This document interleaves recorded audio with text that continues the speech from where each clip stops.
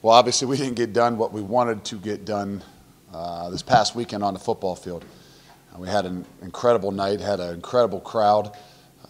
Probably had the most recruits we'd ever had here, and the reality is we didn't get the thing done. And we had about everything go wrong that possibly could have gone wrong. Really, as we go back and break it down and really look at it, offensively we turned the ball over on the second play of the game.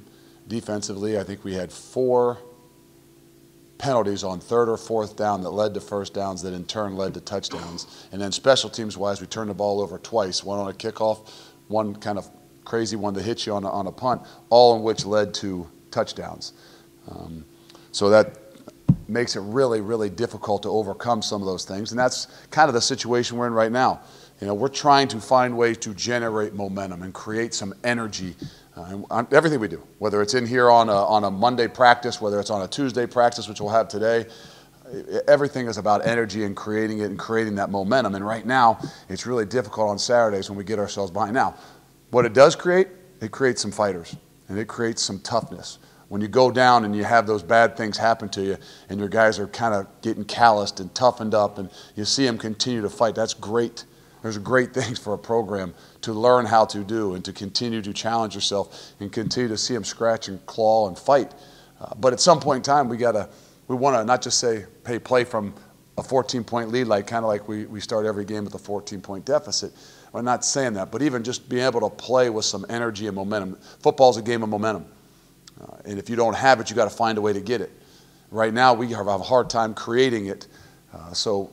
Whether it was Austin Peay, whether it was Miami, Ohio, we win a Miami, Ohio game because we were tough and we fight through things and we continue to scratch and claw, and those things help build what it is that we're doing. But at some point in time, we keep kind of trying to say, hey, well, when can we play with some positive energy and not just having to always feed off of and play off of the negative energy? So we look at it in the positives if we can, that, hey, it's developing some toughness in our guys. It's developing some of that fight and that grit that we really stressed throughout the entire winter and the things that we're going to do to have to win football games. But really for us, we got to find a way to generate some of those positives, some of that momentum. And I mean that more on Saturday so that we can play with that positive outlook and that positive energy. So.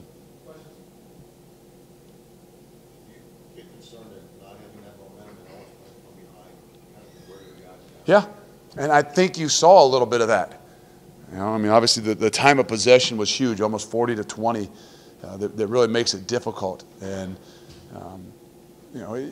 you can revert back when things go the other direction to things that you've done in the past. And I'm not saying we're doing that by any means, but it is. It's draining. It's some difficult stuff that when you're always scratching and clawing and fighting out of the and we as coaches and coaching staff got to look at that too, even the way we practice and the way we're doing things and the way we're attacking these next few games, to say, okay, it's one thing when you've created some momentum and had some positive energy, but it's another thing when that game can be like almost 2 games because they are scratching and clawing and fighting, but they're fighting from so much behind that it is draining.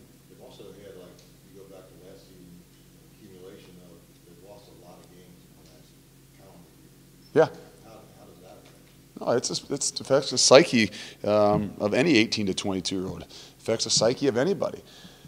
And that's one of those big things when you come in the locker room after the game or when you sit in here on a Monday that you tell these guys and you kind of reiterate to them and say, hey, everything that you fight for, you got to continue to fight for. And you can't revert back to the ways in which you did things. When things start to go wrong or things go bad, the natural tendency is to go back and do the things that you've done in the past, and whatever those things are. I know as a team and as a program and as an individual, we can't allow ourselves to do that.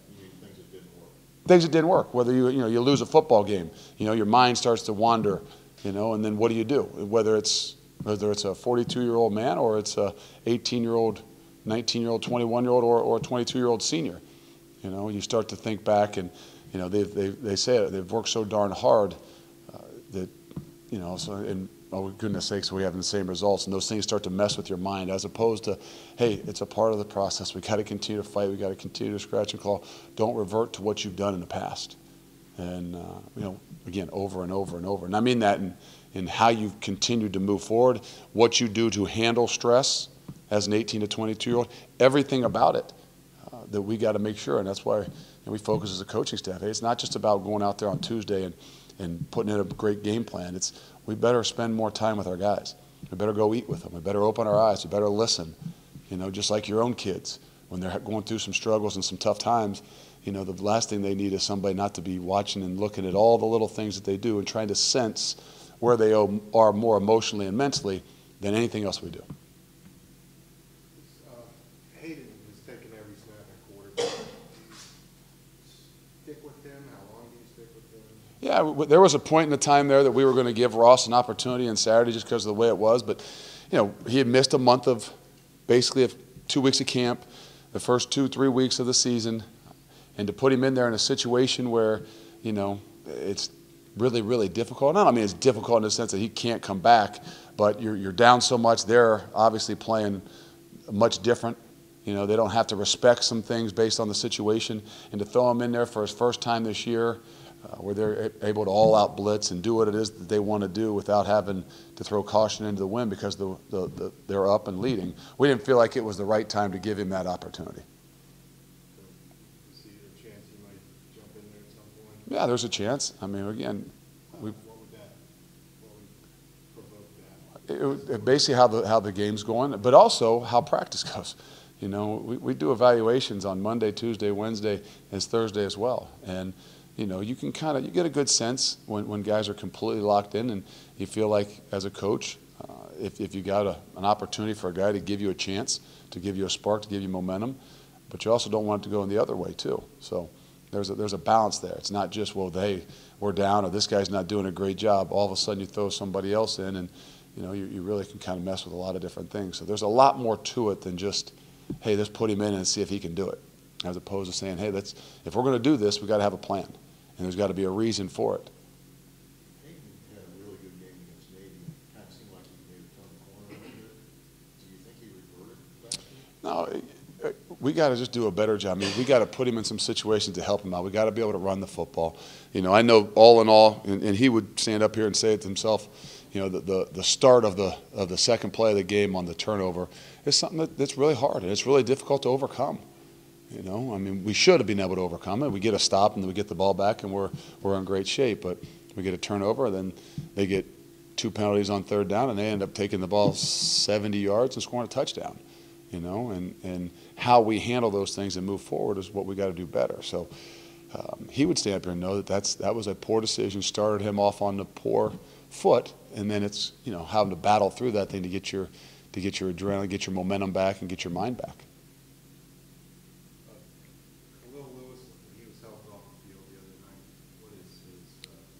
We don't know. We're going out to practice today. He had a bruise. I don't know if I don't know. The doctors could tell you that. I think he had a bruised knee, but I don't foresee it being anything that would be lasting. Brian Wright hurt his shoulder. We don't know. Tuesday practice, we'll get a little bit better feel. I don't know that we'll have him on Tuesday. We'll see how he feels on Wednesday. All those guys that are dinged up and a little bit injured, we got to find what gives us the best opportunity. We don't want to put them out there and put them in harm's way because I think whether it was Mike Boone, he was a little bit more healthy this past week. We had a plan to give him a slight bit of reps, but the last thing I want is to put Mike out there where he can't truly, not just say he can't help our team, but he can't protect himself. And when you're a little bit dinged up and you're not quite going like you should go, that's when other things happen. So, as much as we want him out there, as much as we want to put him out there, and as much as we need him, we got to do what's right and smart for ourselves and for them as well.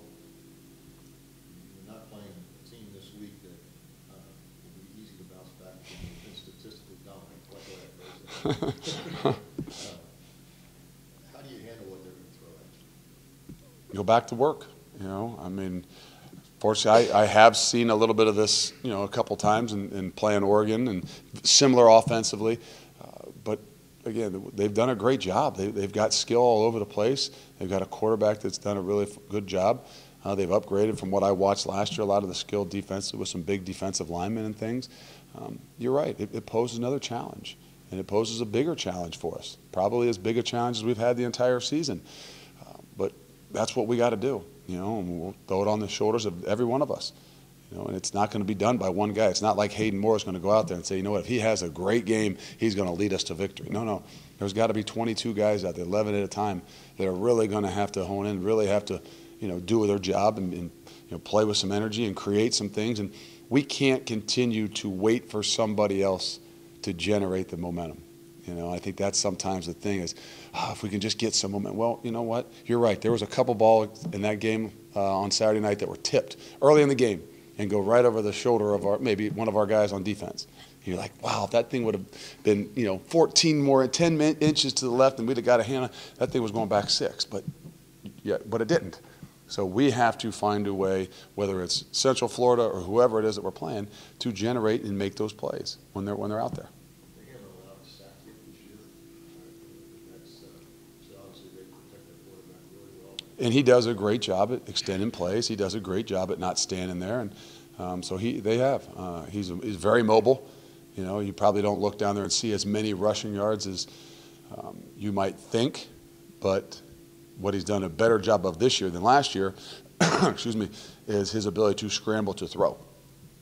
You know, where last year I think when you watch him, he would scramble to run. This year he scrambles to throw. So he gives himself, and he really poses that tougher issue defensively that if you know he's going to take off and run, that now you can pin your ears back and try to go get him. But he does a really good job and has matured, and you see that his ability to scramble but then throw the ball down the field. And on the other side of the ball, they got a guy who I think is leading the conference in sacks. I think they also have the returning defensive player of the year. I don't know if it's leading in sacks, but he's the returning defensive player of the year in the conference. And he's a very good football player. You know, he plays the outside backer. He kind of plays a Sam linebacker for him. I think his brother was a corner on the team last year, was drafted by the Broncos. You know, again, there's good talent. He's a really, really good football player. And I think they've upgraded some of the guys inside for him, too. You know, I think they go inside 315, 319, and 310 with their 3 down linemen. So, big physical guys. You alluded to coaching against Coach Ross in I guess 2014. I'm not sure which one it was, but when you were at Ohio State. What makes that offense so difficult? Is it the tempo? Is it the formation? What are they doing? Well, any offense or defense, the thing that starts with is players, you know, and they've got a guy running the show at quarterback that gives them an opportunity to be really successful because, you know, he does what they need him to do. He can move. He can, you know, he's got a much better handle on the entire offense this year. They've got skill. You know, they've got some running backs. They've got some slot backs. They've kind of moved some guys around, but they generate a lot of mismatch kind of situations, and they use the width of the field. Everybody uses, obviously, the length of the field. They do a really good job at using the width of the field. So they spread it, they create space and give their athletes opportunities. Everybody would think it's just the tempo.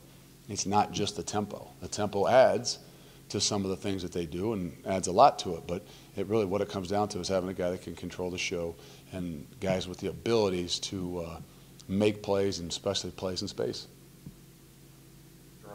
Saw a lot of time in that second half. Is that his progression where he's starting to be ready for more reps? Yeah, he'll see more and more. You know, I think he's done a good job. You know, we're still hard on him and harping on him, and you know, just like we said about Hayden and Ross, it still comes down to practice. You know, and guys that perform better in practice and continue to work at their craft in practice and show it are the guys that are going to get more opportunities on Saturdays. You know, some guys would like to tell you, well, I'm a gamer. There are no gamers here, right? We got to see it. You know, seeing is believing, and you know, our ability to continue to practice better, you know, is what we made a big emphasis on. You know, I had a meeting on yesterday, and I showed them 3 clips from Thursday's practice, and then I showed 3 clips from Saturday's game, and we showed the exact look that we got, showed the exact look on Thursday, and we did it, and then we showed the exact look on Saturday, and we don't do it. We do it wrong. So at some point in time, that translation from the practice field onto the game field is what we're fighting to get. And it didn't cost us. And that's the beautiful thing. It didn't cost us. So you could make a point that it didn't cost us yet. But there are things all over the place, whether it's as a linebacker, a defensive lineman, a quarterback. I mean, you know, you could show the second play of the game to Hayden. He knows I did it twice on Thursday. There's the exact same look. But yet, why didn't I do it on Saturday? So that's where we're getting better. We're learning about each other, and we're putting ownership on things. We're putting ownership on things, and I think that's where our guys are starting to realize it's not like we're calling a guy out. We didn't call a guy out in front of the meeting. We're trying to make sure they learn. We saw similar, not the same, in the Miami, Ohio game. We have a chance to win the game because they return the kickoff, when the guy fumbled it and went into the end zone, and then all of a sudden he returns it out and we knock him out on the 5-yard line. We show that as a group to the whole team. Talk about this. If you ever are going backwards, you do not bring that thing out, just so that we can learn from other people's mistakes. Why do you study history? So we're not condemned to repeat it, right? And then what do? Not the same. We didn't drop it. Geddes didn't drop it, but we go forward, we go back catching the ball, we hesitate, and then we bring it out. And then what happens? That's not why he turned it over. It's not like he meant to turn it over. But those kinds of things that we got to take to the translation from learning not only from the mistakes that we made, learning from mistakes that other people make, and then not translating them onto Saturdays. That's where I think we got to continue to grow. And that's not pointing a finger. That has nothing to do with, that's us as a program. That's us as coaches. They're going to do the things that we stress and the things that we put an emphasis on, and that's where we got to do a better job.